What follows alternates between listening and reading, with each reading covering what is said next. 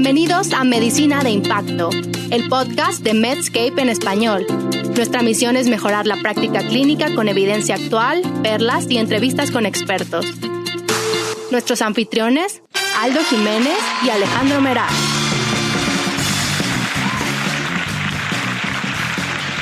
Hola a todos, bienvenidos de nueva cuenta a Medicina de Impacto por Medscape en español. Yo soy Aldo Jiménez. Yo soy Alejandro Meraz. Y el día de hoy tenemos a un invitado que, porque ustedes lo pidieron, fue muy famoso en su episodio anterior, el episodio del ayuno intermitente, los Juegos del Hambre.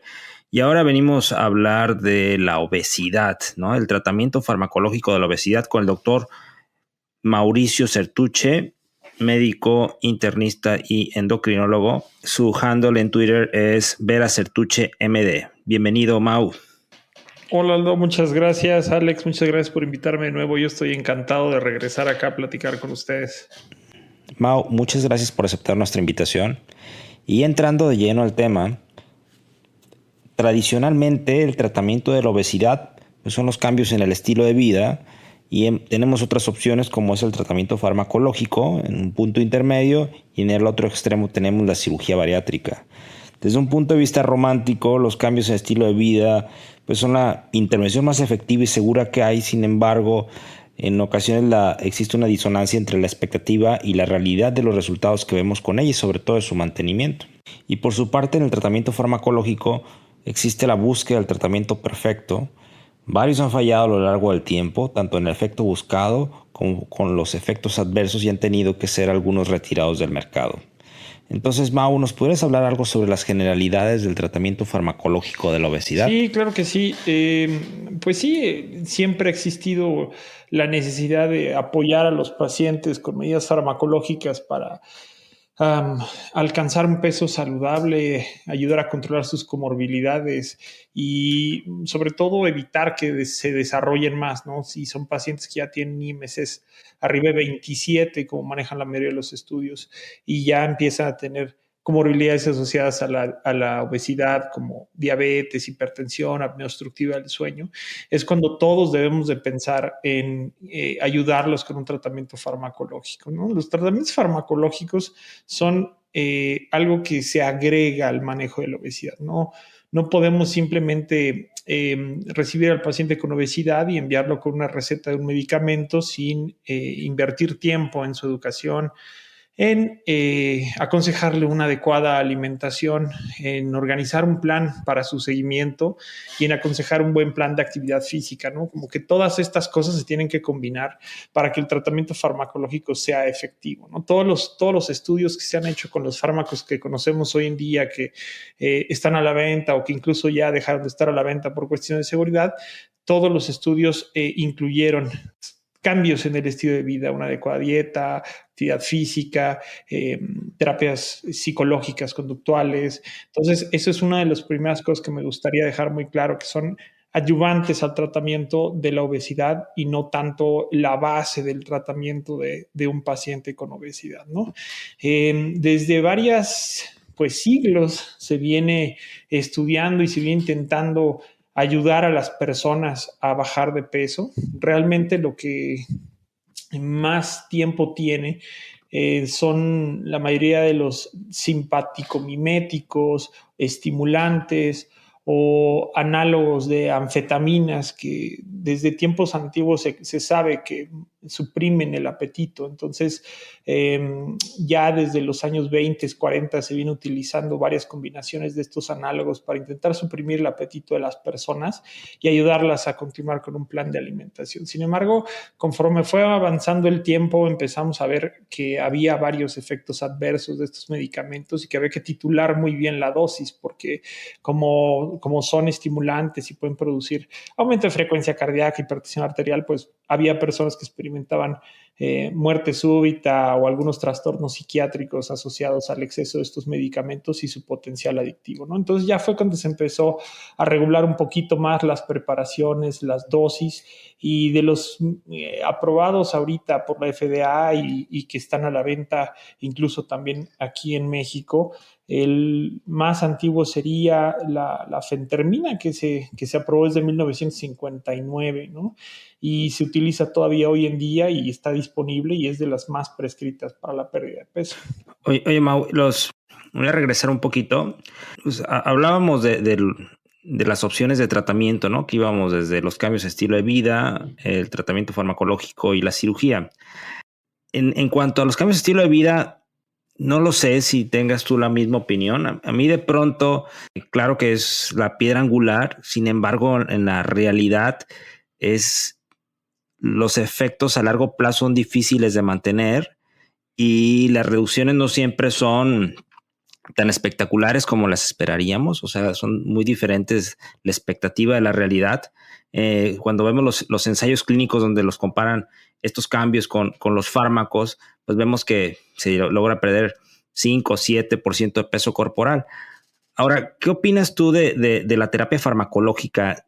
¿Si es algo que tú lo ves un lugar frecuente en tu consulta o de plano tú dices, no, yo me inclino mucho más en estos cambios y la verdad es que no veo mucho hacia el tratamiento farmacológico? No, digo, cada paciente que se presenta con obesidad a tu consulta, que viene para atención, para ayudarlos a reducir su peso corporal, es completamente distinto, ¿no? Tú tienes que saber muy bien qué ambiente fue el que generó el aumento de peso, qué ambiente tanto social como emocional, como metabólico fue el que generó este descontrol en su peso corporal y sus comorbilidades, ¿no? Y acorde a eso es como más o menos interroga sobre todo qué intentos anteriores han tenido, qué dietas han seguido, qué medicamentos han tomado, qué tipo de ejercicio han realizado, cuál fue el resultado con eso. O sea, como que todo eso lo tienes que saber interrogar muy bien en cada paciente.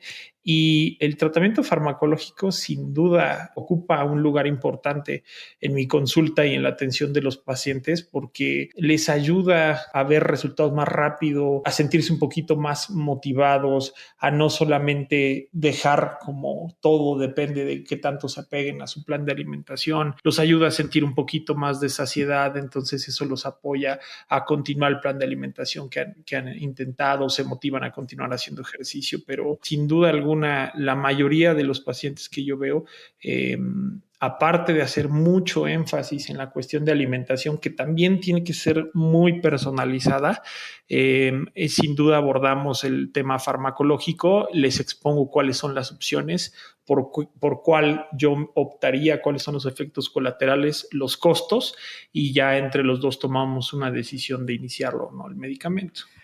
Y debemos de recordar que la obesidad es una enfermedad y como tal se lo debemos de hacer ver al paciente. No es solamente que los pacientes sean desordenados y que coman más y no hagan ejercicio. O sea, es mucho, mucho más complejo que ello y por lo tanto a mí se me hace lógico que haya otras situaciones, otros tratamientos que podamos utilizar, no solamente los cambios del estilo de vida.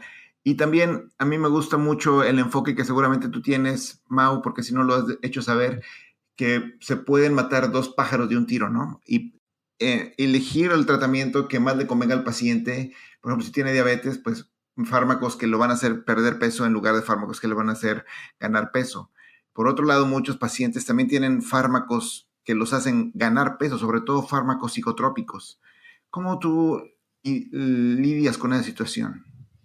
Sí, como te digo, hay que conocer perfectamente a tu paciente, los medicamentos que está utilizando, cuánto tiempo lo lleva utilizando y para qué los utiliza, ¿no? Me ha tocado ver muchos pacientes quizás con diabetes tipo 2 y que están en tratamiento bajo insulina, sulfonilureas, tienen obesidad y quizás tienen buena reserva pancreática, nunca han presentado episodios de cetoacidosis, no tienen datos de poliuria, polipsia y polifagia.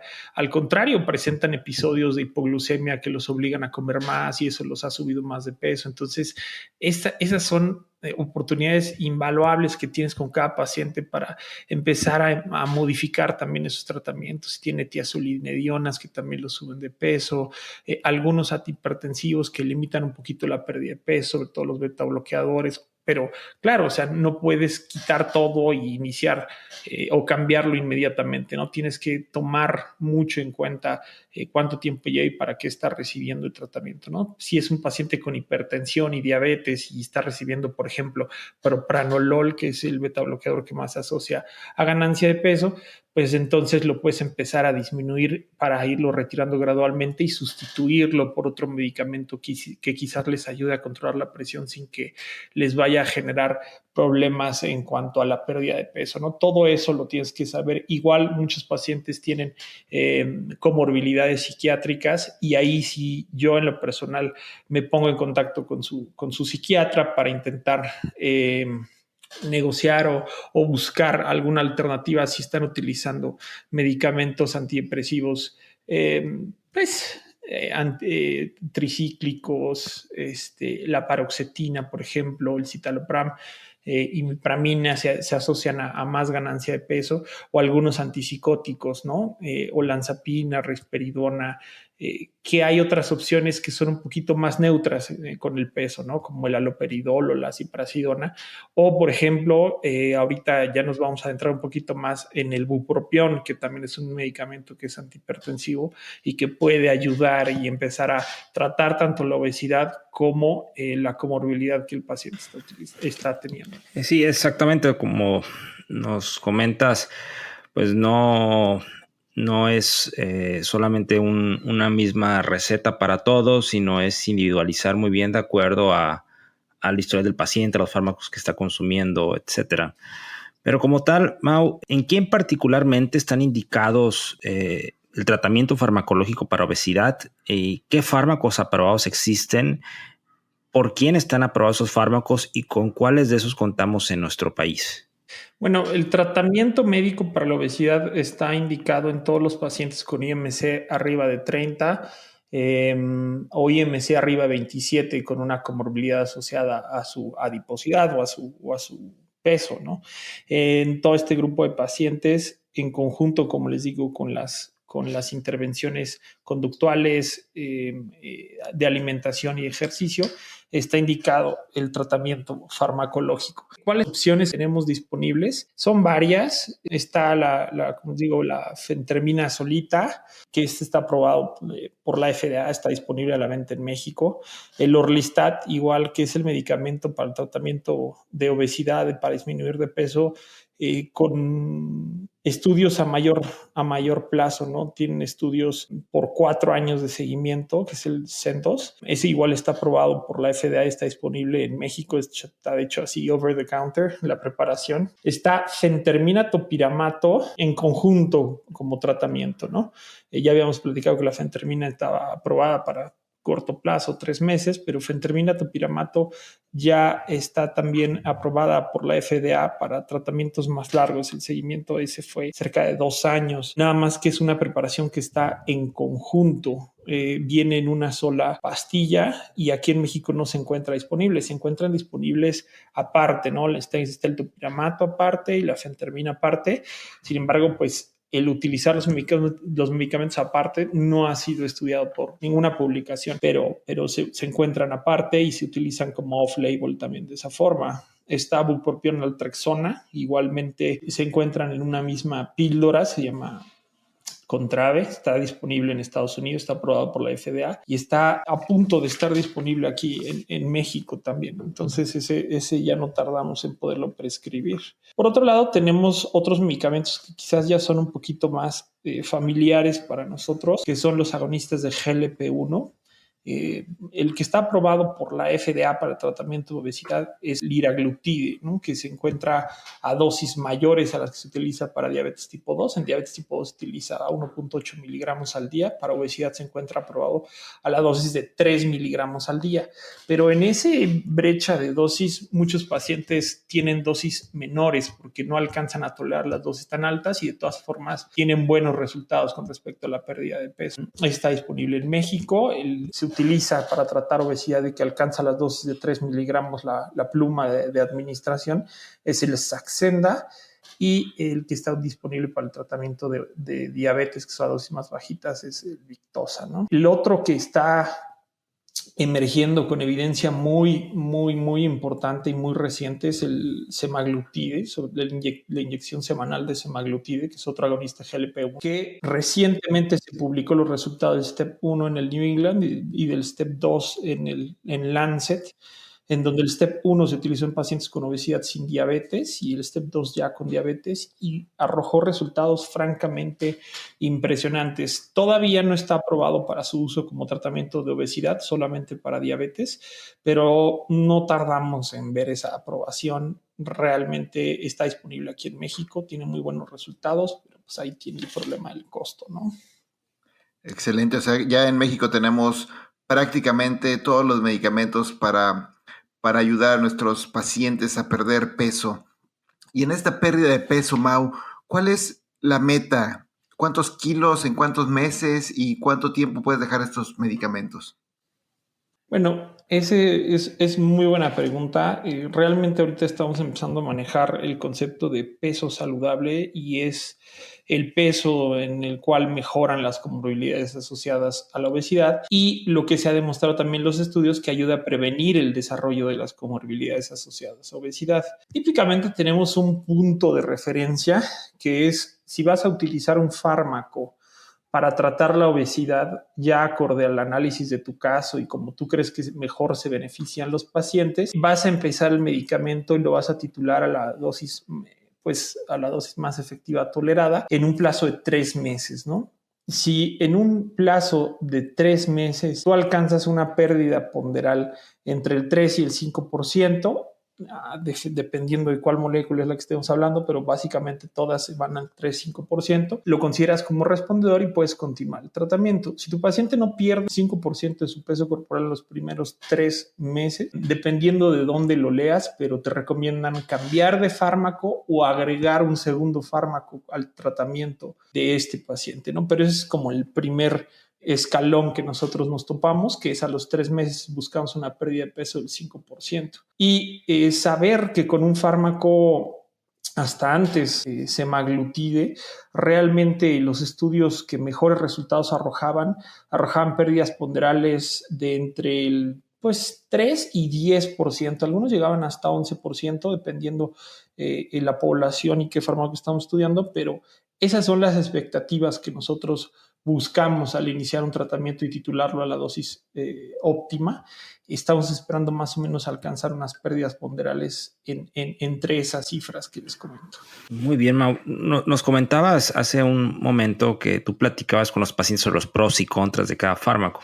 Entonces te queríamos platicar un par de escenarios y cómo los manejarías tú en tu consulta, cuál sería tu abordaje y tu speech. El primer caso es de una mujer en sus 30s que tiene un índice de masa corporal de 28 y que desea que le ayudes a bajar de peso, que ya ha intentado dietas y no funciona y te pide que le des un fármaco, ¿no? Y el segundo caso es una paciente de 50 años, ya con comorbilidades, entre ellas diabetes, con índice de masa corporal de 32 y ya también ha estado con cambios de estilo de vida y ha tenido fármacos que ayudan también a bajar de peso, como es metformina y un SGLT2, y en ella pues vas a comentar las opciones que existen farmacológicas, ¿no? Ella no es hipertensa.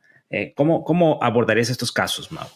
Son casos bastante distintos. Primero, interrogaría muy bien a la primera persona que comentaste, que tiene índice de masa corporal de 28, que quiere bajar de peso, que no tiene comorbilidades asociadas, ¿no? Realmente yo, en ese caso, me parece que es una mujer joven, ¿no? Así es, más que nada le importa su físico, ¿no? Sí, exacto. Como que ahí tienes que platicar muy bien, interrogar muy bien los cambios de estilo de vida, enfocarte más en las cuestiones alimenticias, conductuales, conocer a qué hora come, cuáles son sus barreras para perder peso, si come por ansiedad, si tiene una adecuada higiene de sueño, si está haciendo actividad física. La mayoría de las personas que van a mi consulta se dicen haber intentado todo para haber bajado de peso, pero cuando interrogas realmente son pacientes que muchas veces pues no han sido constantes en la actividad física o tienen pésimos hábitos de sueño, sobre todo post pandemia, se desvelan viendo series, se llevan la copita de vino tinto, la cena a la cama, o sea, son cosas que realmente intervienen mucho. Entonces yo en esa persona, sobre todo en edad reproductiva, haría mucho más hincapié en ejercicio, en dieta y en cambios en el estilo de vida que impactaran demasiado, y le daría seguimiento constante a esa parte. No sería tan de la idea de intentar un tratamiento farmacológico en ella, precisamente porque no está su adiposidad no le está poniendo en un riesgo de desarrollar una patología, no tiene ni prediabetes, ni resistencia a la insulina, este tipo de cosas, y se encuentra en edad reproductiva, y muchos de estos fármacos no son aconsejables para utilizar en mujeres embarazadas, ¿no? Una pregunta ahí de este caso, ¿podríamos decir o asumir que los riesgos de utilizar estos fármacos en este tipo de personas sin una indicación clara son mayores que los beneficios? Sí, por supuesto. Lo que pasa es que, y lo que pasa mucho aquí en México, es que pues las personas están desesperadas buscando algo que les ayude a disminuir de peso sin tener que hacer tantos sacrificios.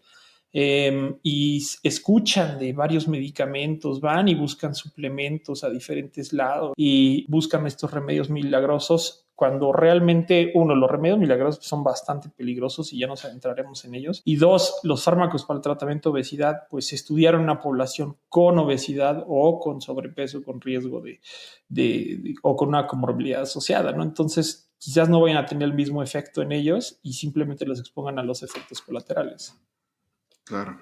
Y en el segundo caso, ya tenemos una persona de una edad un poquito más avanzada, con un IMC un poco más alto. Tengo entendido que ella sí tiene comorbilidades asociadas a su obesidad, pero no tiene problemas cardiovasculares ni problemas de hipertensión. Ahí realmente tendría que interrogar varias cuestiones, ¿no? O sea, ya mencionamos las diferentes opciones y brevemente me gustaría repasar, ¿no? Si estamos pensando en utilizar un fármaco como la fentermina, que es un estimulante, que es un medicamento que suprime el apetito desde el sistema nervioso central, pero al mismo tiempo puede favorecer el desarrollo de ansiedad o de insomnio, interrogaría directamente esa cuestión, ¿no? ¿Cómo está durmiendo? Si se siente ansiosa constantemente, si sí está teniendo síntomas de ansiedad o es una persona que tiene problemas para conciliar el sueño, definitivamente no utilizaría un medicamento como la fentermina, ¿no? Ahora, si tiene alguna otra, alguna toxicomanía, por ejemplo, consumo patológico de alcohol o tabaquismo que planea suspender para igual mejorar su estado de salud, entonces ya empezaría a pensar, por ejemplo, en un fármaco como el bupropión, ¿no? Que el bupropión sirve en pacientes que tienen conductas adictivas, incluso ante la comida, que tienen depresión o que planean dejar el tabaquismo o el alcohol. Ya empiezas a pensar en un medicamento como ese, ¿no? Que estaría contraindicado si tuviera una hipertensión descontrolada o antecedente de crisis convulsivas, ¿no? Entonces, de ser el caso, lo platicaría con ella. Si tienen algún síntoma depresivo, pues también le podría funcionar. Ahí podríamos acomodar el bupropión. Por otro lado, pues si es una persona o un paciente que interrogaría, por ejemplo, los hábitos intestinales. Si tiene constipación, por ejemplo, ahí funciona muy bien el Orlistat, ¿no? Que el Orlistat es un inhibidor de la lipasa intestinal, hace que absorbas 30% menos de la grasa de la dieta, y sus efectos colaterales son asociados a esa como mala absorción de grasa, ¿no? Que pueden ser desde diarrea hasta cierto grado de incontinencia a grasas al momento de querer, pues no sé, evacuar, o al momento de que quieren ir al baño pueden tener tantito salida de grasa a través del ano, lo cual es bastante molesto para algunos pacientes, pero una vez que les explicas eso, pues ya están prevenidos, ¿no? Entonces, si es una paciente con constipación y no tiene problemas de incontinencia, pues podría dejarle Orlistat. Si tiene síntomas depresivos o va a dejar alguna toxicomanía, pensaría en bupropión. Ahora, si tiene prediabetes, alteraciones de la glucosa o diabetes tipo 2, sin duda me iría más por la liraglutida, o empezaría a pensar en la semaglutida, a pesar que sería alguna indicación off-label.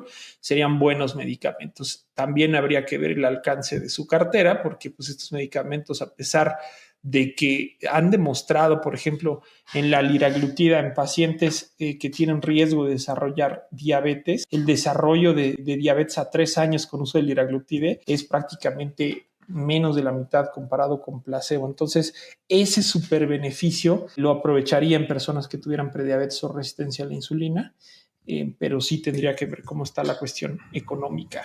Bueno, y además de la dineropenia que te dan estos medicamentos, los agonistas GLP-1, ¿cuáles son sus efectos adversos más comunes? Los efectos adversos de los GLP-1 son bastante comunes, de hecho. O sea, en los trials se han reportado efectos adversos en más del 60% de los pacientes que lo utilizan. Son gastrointestinales. Se presentan sobre todo en las primeras 6 semanas de inicio del tratamiento. Por eso la titulación del fármaco pues tiene que ir poquito a poquito, semanalmente, incrementando las dosis. Principalmente es la náusea, que se presenta casi en el 50% de los pacientes.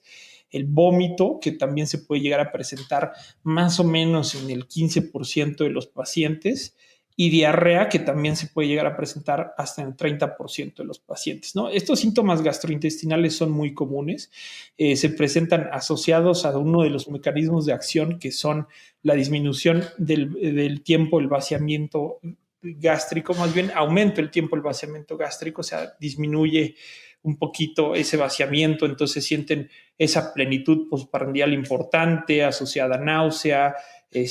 Muchos pacientes están repitiendo, voltando la comida todo el día y eso les puede parecer molesto. Y existen otros efectos adversos un poquito más graves, pero mucho más raros, afortunadamente, ¿no? Se ha descrito problemas asociados a colelitiasis o colecistitis, que se ve hasta en 1.3% de los pacientes que reciben estos fármacos. Y un efecto colateral muy, muy cuestionable es la pancreatitis, ¿no? Que no se ha visto que sea así estadísticamente significativa mayor con estos fármacos, pero sí se han visto, sobre todo con liraglutide, en el SCALE que se publicó en el 2015, hubo 10 episodios de pancreatitis comparado con 2 con placebo, ¿no? Entonces es una incidencia esperada acorde a la población estudiada, pero es algo que pone ahí como una luz roja en los pacientes. Si ya tienen antecedentes de pancreatitis, pues preferirías no utilizarlo, ¿no? Y pasando de los fármacos aprobados por la FDA, pues frecuentemente nos encontramos con algunos profesionales de la salud o no profesionales que de pronto indican una serie de fármacos que no están aprobados, que parece que sí funcionan en algunos pacientes, pero también pueden causar daños. Y esto es un mercado enorme, una oportunidad para generar dinero y por lo tanto es un nicho donde tenemos múltiples opciones. A mí me ha tocado ver de pronto algunos médicos que restan unas bolsas donde incluyen diferentes pastillas de colores y formas que el paciente no sabe lo que toma y con toda la fe y religiosamente lo hace, ¿no? Entonces, estos fármacos que les indican a estas personas, ¿qué son, Mao? ¿O cuáles son los fármacos o suplementos más comunes con los cuales te topas tú en la consulta y cómo lo manejas con el paciente? Oye, no, sí. Lo que pasa es que eso es un mercado, la verdad, súper amplio y muy poco regulado, que puede llegar a ser muy peligroso, ¿no? Hay muchos fármacos que se les llaman coloquialmente quemadores de grasa, que se venden como suplementos. Tú lees la etiqueta y dices, este no es un medicamento, es un suplemento y se ingiere bajo la responsabilidad de quien lo ingiere, ¿no? Como que dices, te están ahí lavando por completo las manos y tienen muchas cosas, ¿no? O sea, empecemos por los que yo considero que son pues más peligrosos para los pacientes, ¿no? Como decía Alex, está el Redotex, que el Redotex es una píldora que antes se conocía como la píldora arcoíris o la Rainbow Pill, que se empezó a comercializar desde los años 40 en diferentes países, que es una combinación de muchos fármacos, ¿no? Están intentando dar hormona tiroidea activadas, que es la liotironina, o sea, la T3, la dosis suprafisiológica, estamos hablando de 75 microgramos al día, que en estudios fisiológicos, como para dejar esto en claro, se ve que el cuerpo no requiere más de 5 a 10 microgramos al día de esto en pacientes que no tienen tiroides, imagínense. Entonces aquí pacientes eutiroideos toman 75 microgramos de T3 más un análogo de anfetamina, que es la de norpseudoefedrina. Entonces todo esto es demasiado estimulante ¿no? Para el cuerpo, demasiado incómodo. Entonces agregan medicamentos como el diazepam, que es una benzodiazepina que tiene un efecto sedante como para intentar contrarrestar estos efectos colaterales, y atropina, que se ha visto que puede producir a dosis bajitas por vía oral cierta sudoración y paradójicamente una disminución de su frecuencia cardíaca, como para intentar contrarrestar la boca seca, los ojos secos, todo esto de los fármacos estimulantes, ¿no? Entonces es un estira y afloja para el cuerpo que es bastante agresivo, ¿no? Tiene un potencial adictivo alto y puede resultar en problemas del eje tiroideo a largo plazo, puede desarrollar. Esto es lo que mucho discuto con mis pacientes, ¿no? Yo les digo, vamos a buscar un peso saludable, vamos a buscar una composición corporal saludable, buena masa muscular, poca masa grasa, con buen control de apetito sin que ustedes lo sufran mucho. Los fármacos milagro disminuyen muy rápido de peso a los pacientes, sobre todo Redotex, pero se hace a expensas de masa muscular, se hace a expensas de masa ósea incluso, y eso pues garantiza una pérdida de masa muscular que eventualmente va a generar el famosísimo efecto rebote, ¿no? Si tú bajas mucho tu masa muscular en la pérdida de peso inicial, eventualmente quedarás con menos masa muscular, tu gasto energético basal disminuirá, entonces tus requerimientos calóricos diarios van a ser muy bajos cuando suspendas el medicamento, y eso va a hacer que si mantienen la misma ingesta, ganen peso muy, muy, muy rápido, ¿no? La verdad es que da taquicardia, ansiedad, como les digo, es un fármaco que ya está vetado en Estados Unidos. De hecho, hay varios reportes en Estados Unidos de intoxicaciones y tirotoxicosis asociadas a este fármaco por personas que lo importan de México de forma ilegal hacia allá, y realmente yo no lo recomiendo, y en cuanto me llega un paciente que lo está tomando, pues lo voy descontinuando de forma gradual hasta suspendérselo, porque definitivamente es algo que no es bueno, ¿no? Ese es el que más frecuentemente me encuentro. Después hay muchos suplementos de viudas negras y arañas y cosas así, que son igual como sustancias o alcaloides de efedrina, ¿no?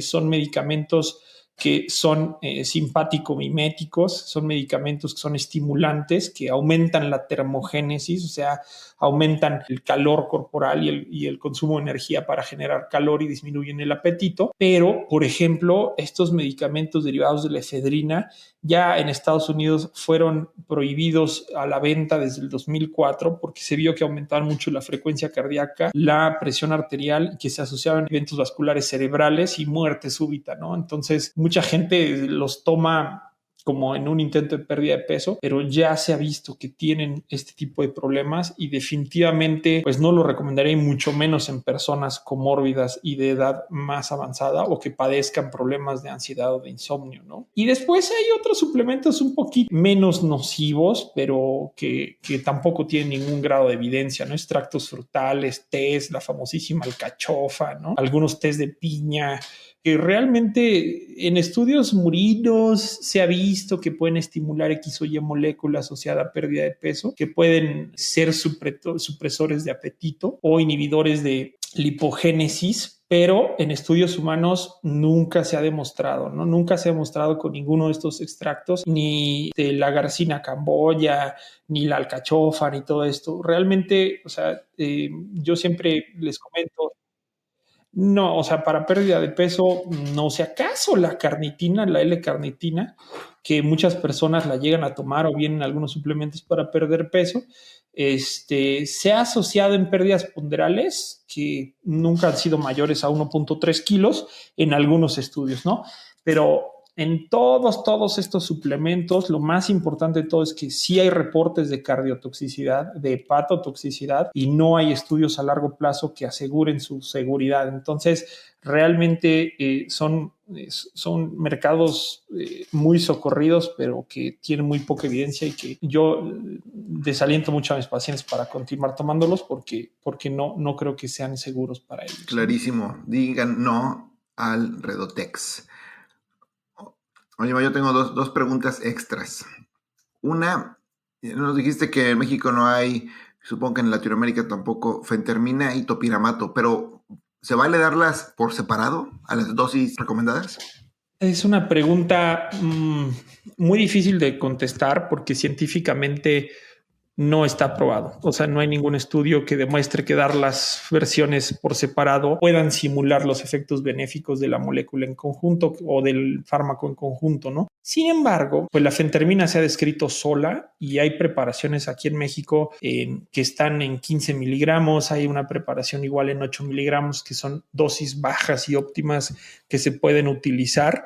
Se pueden utilizar de forma temporal. Realmente sola la fentermina no debería utilizarse por más de 3 meses, al menos eso es lo que dicen las autoridades de los fármacos internacionales. Pero a mí me preocupa porque en México las preparaciones más comunes son las de 30 miligramos, 37 miligramos que también se llegan a utilizar.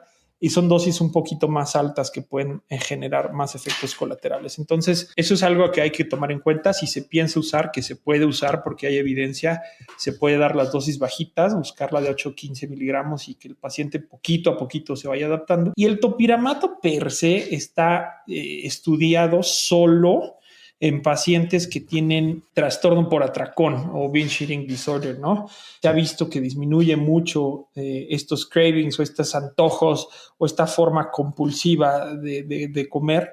Entonces, realmente sí se pueden llegar a utilizar si el paciente se adapta a las características que estos medicamentos ofrecen. Si es un paciente que tiene muchos antojos, que tiene una forma un poquito compulsiva de comer, que tiene esta forma de alimentarse patológica, que simplemente no pueden parar de comer hasta que se sienten incómodos y luego se sienten muy culpables.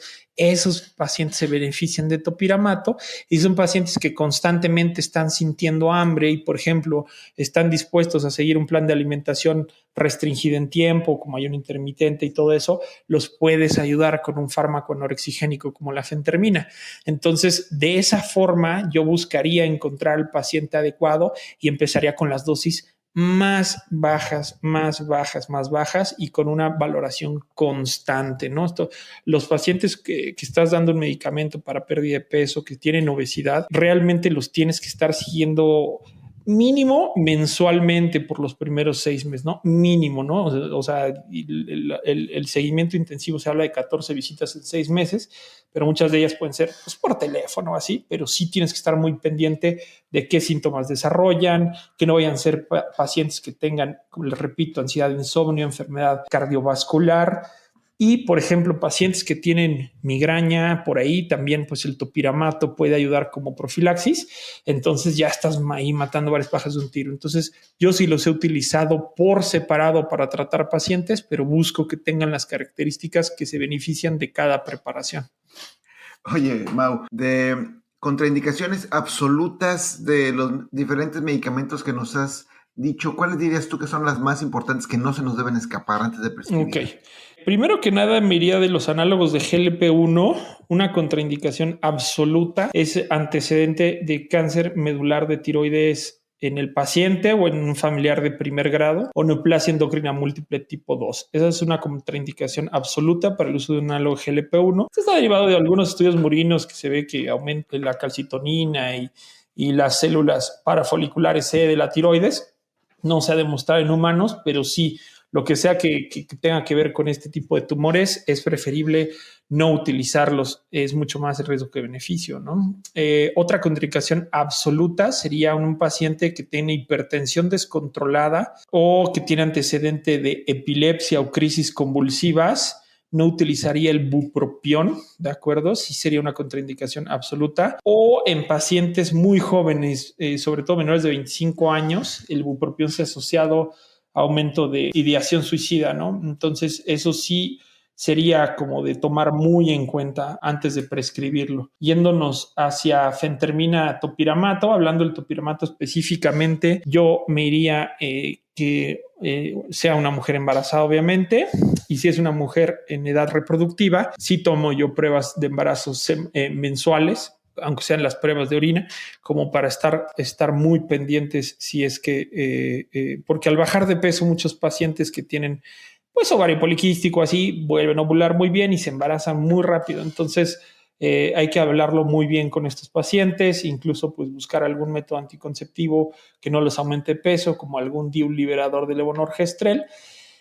pero sí el embarazo sería algo que no sería una contraindicación absoluta. Otra, la presencia de un trastorno por ansiedad, de insomnio para el uso de fentermina, y en caso del Orlistat, alguna enfermedad malabsortiva, o sea, que ya tengan problemas gastrointestinales malabsortivos. Otra que yo de verdad considero mucho es el antecedente de litiasis renal, porque puede haber ahí fisiopatológicamente al disminuir la absorción de grasa, pues ustedes saben que el calcio también se une a esa grasa y hace que se absorban más los oxalatos, se excreten y haya mayor litiasis o lesión renal agudas por oxalato, ¿no? Entonces, esa sería alguna otra contraindicación en mi caso, que yo considero para pacientes antes de dar el Orlistat o incontinencia ya fecal, pues definitivamente sería una contraindicación para dar el Orlistat, ¿no? Yo mencionaría esas principalmente.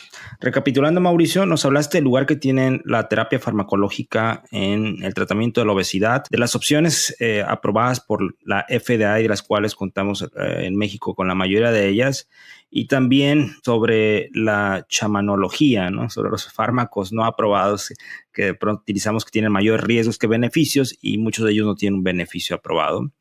¿Con qué quisieras concluir, Mau, la charla del día de hoy? Quisieras que llegara a nuestra audiencia.